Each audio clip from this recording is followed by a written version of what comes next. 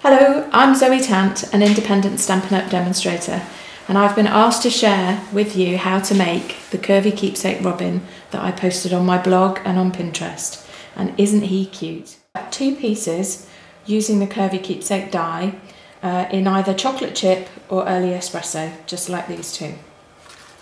You'll also need one in real red cardstock, but you only need to cut the round fat piece with the looped handle part.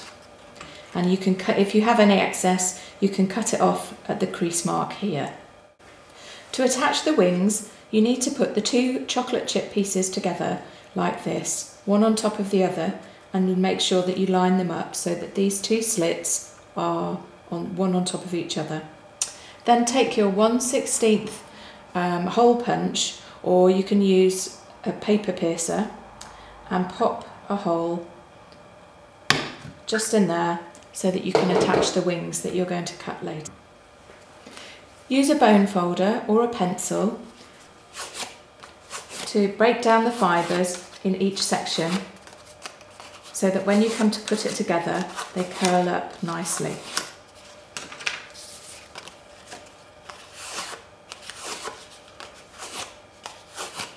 Also do this to the piece of real red for your robin's breast. Then put the two chocolate chip pieces and glue them together as you would just to make a plain Curvy Keepsake box. The next part to add is the robin's breast. So if you take your real red piece and a 2.5 inch circle punch and pop it down inside so that try and get it straight and punch. You can discard this extra piece. This then needs to be adhered to the box that you've already made.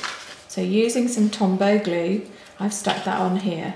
And the reason that I curved it earlier is so that it then goes with the curve in the box and won't peel off once you've glued it on. Next step is to add your wings. These are made by using one of the little tags that comes with a Curvy Keepsake die. Obviously you'll need to. How I've attached them is using one of the candy dot brads. Pop that through the hole and then attach it to your robin.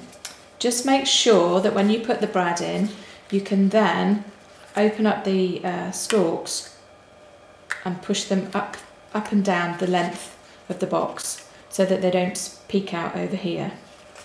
You may find that a glue dot onto the back of the brad also helps to hold it in place because they're just a little bit large and it may slip off, and it'll just help to adhere it there. Then to keep it with the same colour, if you take a candy dot in chocolate chip, and you can then add that to the brad. You'll see I've already done the other side already. The next step is to actually close up the box. Bringing in the tabs, popping over the flaps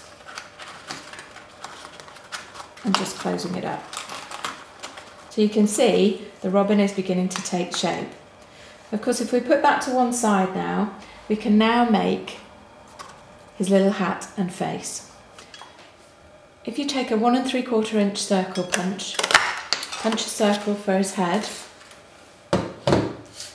then use some candy dots to make his eyes. Of course, if you haven't got any of these, you could use the pearls and use some marker pens, the Blendabilities, to colour them black and use those instead, or a small circle punch to add them as well. His nose is from Tangerine Tango, and that is just by cutting a little triangle to make a beak. And if we add that on with a glue dot,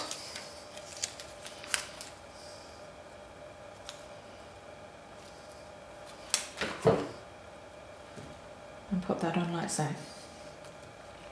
He's also got a Santa hat, and I've made that by using a triangle of real red cardstock, which is about 2 inches along the bottom, and the depth here is 3 inches.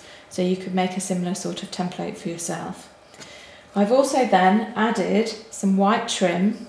I've cut a strip that's just under 1 centimetre that fits into my word window punch if I use it upside down. So you can see I've curved one end, and the way I've done that is to actually pop it in the punch that way and centre it, and then just take off the edge and curve it. And that's going to go along the bottom of my hat. I'll put some snail on. Add that on there, like so. And then what I need to do to bring it down is just fold it over. Now, if you can leave it down, or stick it down if you prefer, or just let it sort of flap about. And I've also added, again with the glue dot, a little white circle using the 1/2 inch circle punch. We'll pop a glue dot onto that and add it on to there. Again with snail, and it's best to put the snail on the robin's head so that you don't get too much on the hat and it shows everywhere. Pop his little hat on at a nice jaunty angle. Okay.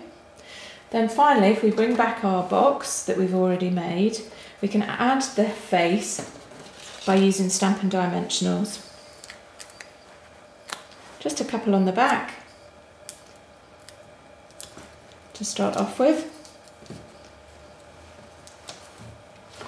and then one on top of the two that you've already placed, like so. Peel off the backing, leave those for husband to pick up later. Pop it on, and there's your cute little robin. I hope you have fun trying these, and if you have any questions, please don't hesitate to email me. Thanks very much for watching, and hopefully I'll be back with more videos. Bye!